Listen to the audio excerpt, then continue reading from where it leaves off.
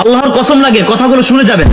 যখন মানুষের মৃত্যু হতে থাকে তখন তার কাছে 5 জন ফেরেশতা আসে। প্রথম ফেরেশতা তখন আসে যখন তার রূহ গলা পর্যন্ত পৌঁছে যায়। ফেরেশতা এসে প্রশ্ন করে, আজ তোমার সেই শক্তিশালী শরীর কোথায়, কেন এভাবে নিস্তেজ হয়ে পড়ে আছে? আর যখন রূহ বের হয়ে যায় তখন দ্বিতীয় ফেরেশতা এসে বলে, তোমার সেই ধন সম্পত্তি কোথায় গেল যা তুমি একত্রিত করেছিলে? আর যখন তার জানাজা উঠানো হয় তখন তৃতীয় ফেরেশতা এসে বলে, আজ তুমি এতটা লম্বা সফরে বের